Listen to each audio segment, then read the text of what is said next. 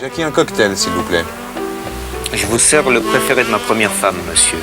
Pourquoi? Vous vous êtes séparés? Oh, c'est une histoire banale, monsieur. Ma femme ressemblait à Nicoletta. Et tous mes amis me disaient, c'est fou ce que ta femme ressemble à Nicoletta, Jackie. Mais moi, je n'étais pas dupe, monsieur. Je savais que ça n'était pas Nicoletta. Tout va bien, alors? Oui, mais un matin, je l'ai quittée, monsieur. Pourquoi? Elle chantait faux, monsieur.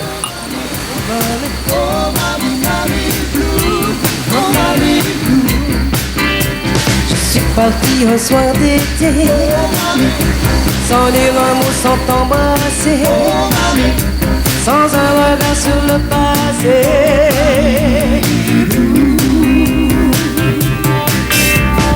Que j'ai franchi la frontière, le vent soufflait plus fort qu'hier, quand j'étais près de toi, mamie.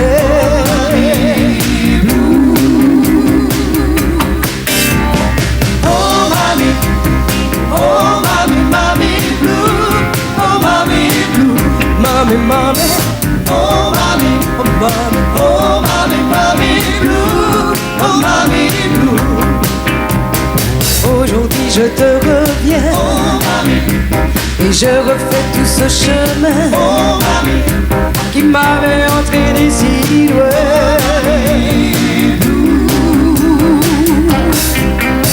Tu n'es plus là pour me sourire, oh, me réchauffer, me recueillir, oh, et je n'ai plus qu'à repartir.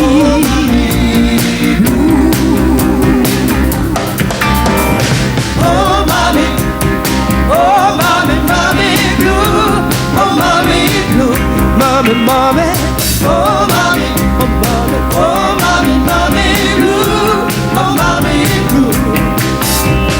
Mais on a fermé ses yeux, oh mamie. Le chat et les chiens sont très vieux, oh mamie.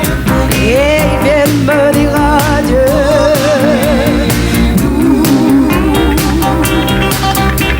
Je ne reviendrai plus jamais, oh mamie, dans ce village que j'aimais, oh mamie, où tu reposes à tout jamais, oh mamie. Oh mommy, oh mommy, mommy blue, oh mommy blue, mommy, mommy, oh mommy, oh mommy, oh mommy, mommy blue, oh mommy blue, oh mommy, mommy, mommy, oh mommy, oh mommy, oh mommy, mommy blue. Nicoletta, bonsoir. Bonsoir. Alors cette chanson Mamie Blue, c'était en quelle année? 72. 72, oui, c'est pas si vieux finalement. Toi non, c'était hier. Hein, ça fait que 20 ans. Donc moi je me suis pas rendu compte. Ouais. Qui l'a écrite cette chanson? C'est Hubert Giraud, Oui. le même compositeur que la musique Élément le Soleil, Ouais.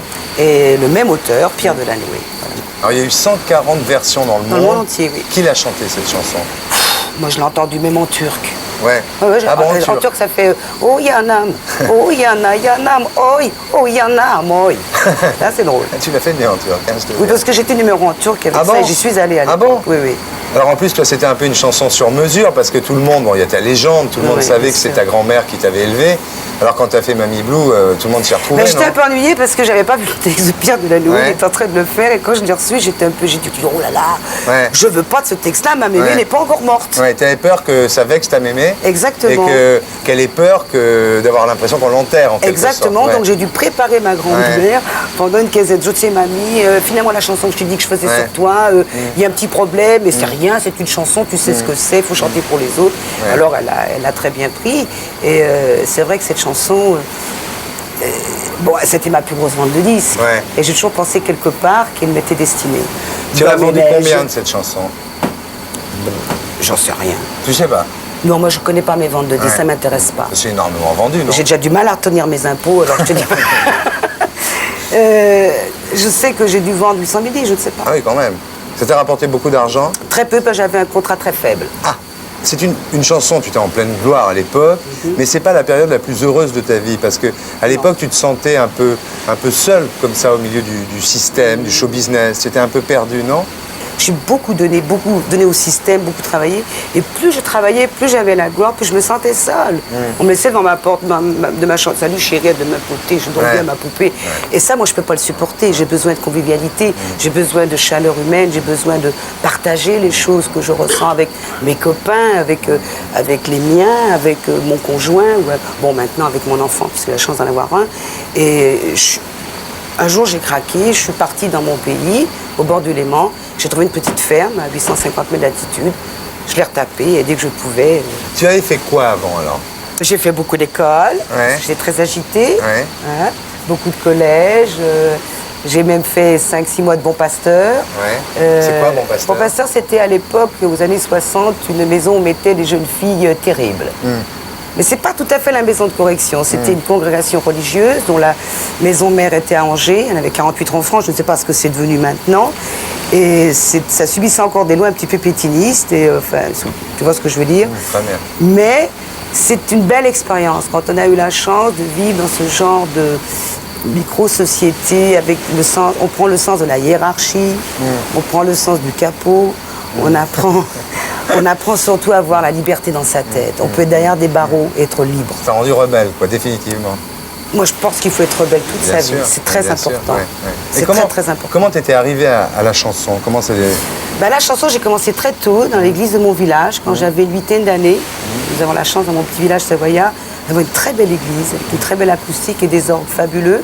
Et quand j'étais petite fille, je travaillais la musique avec le curé de ce village parce que j'étais d'une façon catholique. J'étais enfant de Marie, j'allais à la messe tous les matins moi, à l'école, je fleurissais les oratoires. Non, mais ça, c'est ma vie et j'y tiens beaucoup. C'est une très belle enfance. Et ce prêtre était un très bon musicien. Et je préparais donc les cantiques pour les messes de minuit, les messes de Pâques, les messes du dimanche. Et dans mon village, tout le monde allait. La chorale était les gens du village, le charcutier, mes voisins. Et c'est vrai que pendant très longtemps, jusqu'à l'âge de 15 ans au moins, j'ai cru que ça faisait partie quotidiennement de la vie des gens, la musique et la chanson. Je croyais que tout le monde savait chanter. Et c'est un an au collège, je me suis rendu compte qu'il y avait des gens qui chantaient faux comme des patates. C'est une belle rencontre avec la musique en tous les cas. Ouais. Alors ça, c'était avant et tu as fait quoi après alors? Une fois que la chanson, bon, il y a eu tous ces succès, mais justement, qu'est-ce qui s'est passé après? Après quoi? Tu as fait un enfant, tu as voulu t'en occuper toi-même? Je me suis mariée en 77, janvier 77. J'ai eu Alexandre en mai 79. J'ai voulu vraiment vivre ma grossesse, je l'ai vécu. J'ai voulu vraiment... je voulais que mon fils me dise maman à moi, et puis voir ses premiers pas, entendre ses premiers rires, parce que ça, je voulais pas qu'on me le vole, surtout. Je trouve que c'est très important. Quand on décide d'être mère, il faut le vivre. Bien sûr. C'est un choix primordial. Le problème, c'est qu'après, quand tu as voulu revenir dans le métier, tu t'es aperçu que c'était difficile, parce que tu étais partie. C'est une grande maladie d'être enceinte dans notre métier. Voilà. Très juste. Tu as tout laissé tomber, puis quand tu es revenu, qu'est-ce qui s'est passé alors? D'abord, pourquoi tu es revenu? Pourquoi tu n'es pas resté? Je suis revenue parce que j'ai besoin de travailler pour gagner ma vie. Je me suis séparée du père de mon fils. Nous sommes séparés d'un commun accord. Ça arrive, hein? Donc, je suis repartie prendre mes micros. J'ai dit, bon, OK, on commence à zéro. On prend le bébé, on vient à Paris et on zérouille. Et mon producteur, à l'époque, vendait sa compagnie de disques. Papinou, tu vois ce que je veux dire? Monsieur Barclay, pour les Monsieur Barclay vendait sa maison de disques. Je me suis trouvée un petit peu sur les voies de garage parce qu'elle a été vendue une grosse multinationale. Et comme beaucoup de Nougaro, Guichard, on s'est trouvé quelques artistes à se débrouiller, à recommencer à zéro. Donc je fais partie de ces moudis indépendants. Tu l'as vécu comment, ce changement de situation? C'est-à-dire ce passage, finalement, tu étais star tout le temps, les télés, les machins, les trucs. Puis d'un seul coup, tu reviens après l'enfant à Paris.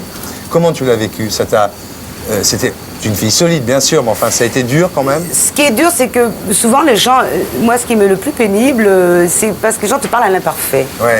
Et moi, je suis une femme du futur. Moi, j'essaie d'avoir cette philosophie de vivre le moment présent et surtout de me donner des visions, de visualiser mon futur sur un an seulement.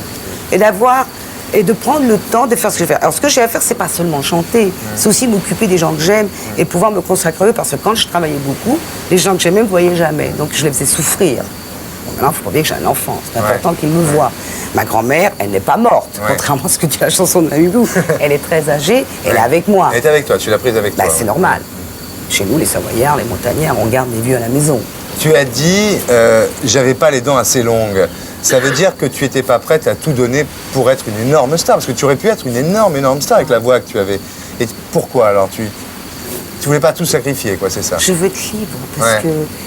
parce que la gloire, quand on est en haut de la pyramide, tu sais, il n'y a pas beaucoup de place pour tout le monde. Ouais. Tu vois ce que je veux dire? Ouais. Hein? Il doit faire froid là-haut, puis on est tout seul, tout seul. J'ai connu un petit peu, ça m'a fait peur.